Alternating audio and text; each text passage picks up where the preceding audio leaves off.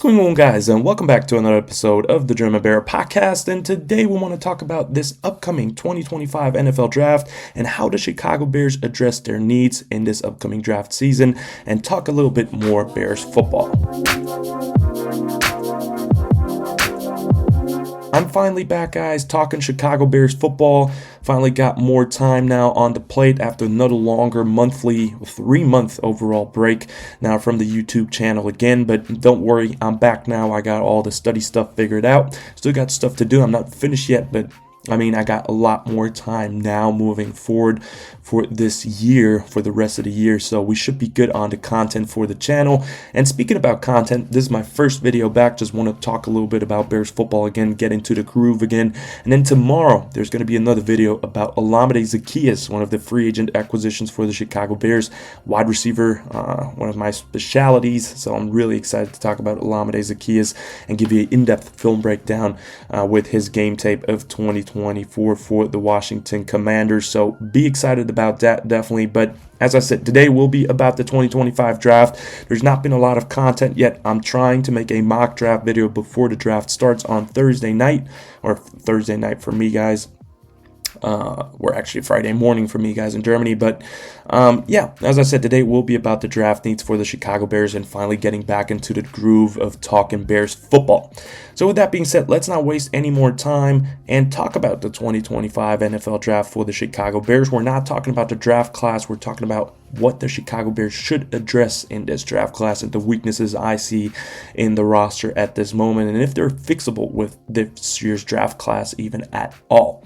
So let's talk about free agency real quick. We lost, obviously, Keenan Allen as of right now in free agency, but they added Olamide Zaccheaus, which is a player I'll talk about more in depth tomorrow in his film breakdown. Also, for all the other free agency acquisitions, I'm trying to catch up with these and give you guys in-depth breakdowns because I love film rooms. I think that's my thing to do on YouTube, so we'll catch up on these players. But yeah, they added Olamide Zaccheaus in the receiving room, also Devin Duvernay, who's a great special teams addition too, and then Miles Boykin, who is definitely a name worth dropping here.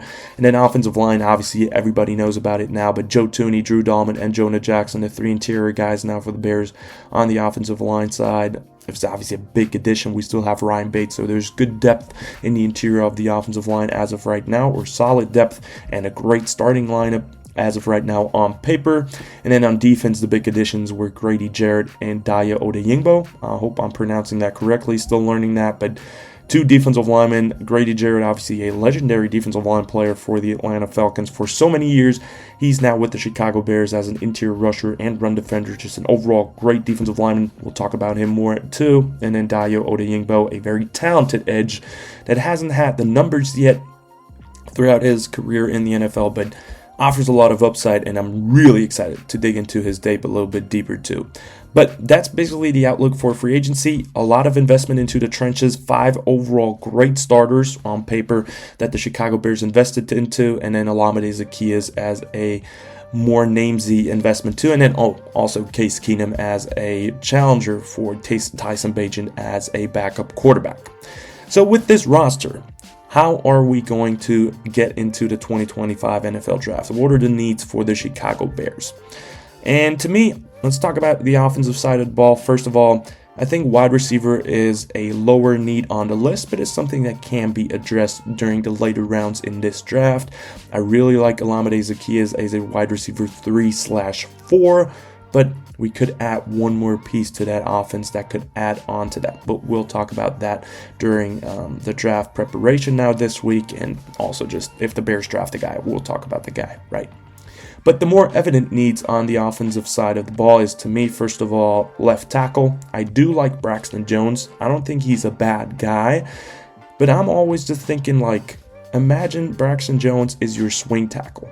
Imagine Braxton Jones is your backup, and then you have a starting left tackle. You have Joe Thuney, Drew Dalman, Jonah Jackson, Darnell right. And then if one of the tackles breaks down, you have Braxton Jones who can step in. To me, that's a great scenario.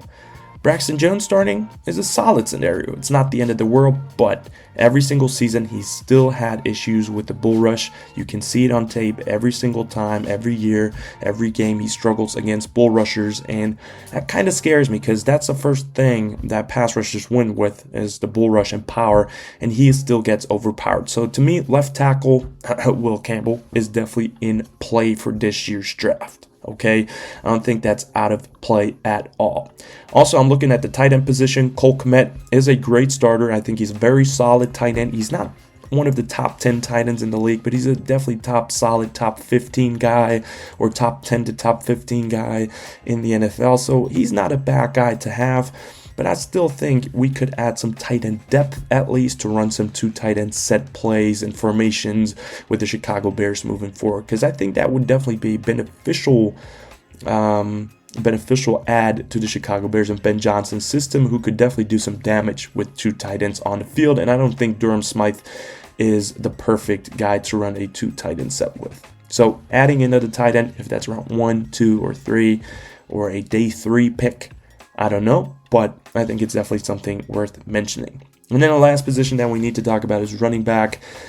DeAndre Swift is a explosive playmaker, that definitely lacks vision and just the it factor as a number 1 running back in the league. When he was with Philly, fine, great offensive line to run behind, but he is not the guy. He's a good receiving back. He's a good guy in the open field to make people miss, but he's not going to find the hole every single time, and he's too inconsistent with that. So I like DeAndre Swift as my 1-2 punch with another running back. I don't want that 1-2 punch be with Roschon Johnson. Roschon is great in short yardage situations and everything like that. He's a great pass protector. But obviously we're eyeing a guy right here at the number 10 spot with either Ashton Jeanty, obviously, but I think he's going to be gone, or Marion Hampton, or the Ohio State running backs that could add to this running back room. I don't say it has to be a first-round pick. Dude, if Marion Hampton, for whatever reason, he shouldn't, drops into the second round with the Bears having pick 39, I believe, if I'm correct, from the Carolina Panthers, I would take that any day of the week, right? So adding to the running back room wouldn't be a bad idea either. And then we're looking at the defensive side of the football. I think it is a pretty complete first set of players, but Dayo Odeyingbo is more of a project player. You have Montez Sweat, who definitely needs another guy on the opposite side of the ball to be more productive. You got Austin Booker and Daniel Hardy, but I think as the edge rotation right now, I think we could still add some players right there to the edge rotation, because O-line and D-line, man, wins you football games. The trenches win you football games. And if one thing showed that, it was a Super Bowl with the Philadelphia Eagles whooping and just blowing out the Kansas City Chiefs, right? And that's because they invested into the trenches year after year, not being afraid of investing another higher pick into the defensive line just to have a absurdly great rotation there in Philly. So I think the Bears should do that too. Keeps your rotation young, keeps your rotation cheap with draft picks invested with those lower contracts. So I definitely look at defensive end or edge for a position of need here for the Chicago Bears. And same goes for the interior. We got Grady Jarrett, we got Gervon Dexter and Andrew Billings. And I also like Chris Williams, but keep investing into the defensive line. And then one other key issue I see is with the linebacker depth. I like TJ and Tremaine. I think it's a great duo. I think Tremaine Edmonds could be a lot better with his physical tools, but he's a good guy, and TJ is just a beast in my opinion, but we lack so much depth at linebacker. Amin Ogbongbemiga and Noah Sewell are the 2 backups that we have right now that are even worth mentioning, but I mean, if we put any worth into that, we know we have an issue at linebacker. So we definitely need more linebacker help. And then at the cornerback position, I would love the Bears to bring in a challenger for Tyrique Stevenson. I think we already have that in-house too with Terrell Smith. I think he's a great option for the Chicago Bears, but Tyrique Stevenson is a very good player. He's just mentally not there sometimes, and physically he's too handsy and gets speed. So I wouldn't mind in the later rounds getting some competition for the cornerback room, and also for the outside cornerback spot. We have Jalen Johnson, Tyrique Stevenson, Terrell Smith, which is 3 good guys. I would like to have a 4th one on the roster if one of the guys break down, or 2. And then for the safeties and nickel corner, I think we're looking really good with Kyler Gordon and Josh Blackwell and Kevin Byard and Jaquan Brisker. But also, safety's a thing, just to have a backup for Jaquan Brisker because he's getting hurt so much. So that's my overall outlook. I think the biggest need for me personally is edge rotation, linebacker depth, and also potentially running back. You're looking at left tackle, though. If that's the best player available and you like Will Campbell on your board, you probably have to take him, man. And Braxton Jones gets down to the rotation, which I don't mind at all. So let's just keep investing into the trenches and put a big mark on that in this year's draft. But that's all I have for the needs right now going into the draft. As I said, there's going to be a mock draft coming out in the next couple of days. It's going to be a big film room about Olamide Zaccheaus, so be excited about that. But with that being said, that's all I have for today. If you have any recommendations or things you want to get off in the comments down below, let me know. If you have any videos that you want to see about a certain player, let me know too. And also, I would just love to see some engagement in the comments overall, because it's been some time and I've been missing doing YouTube so much. So it's good to be back, and now we're up for the grind, and I'm so excited for this year's draft week. But with that being said, guys, that's the end of today's video. I hope you've enjoyed it. Definitely let me know in the comments down below what you think are the Bears draft needs going into the 2025 NFL draft. Like and subscribe if you liked the video. Check out Instagram and Twitter if you want to as well. And as always, guys, bear down.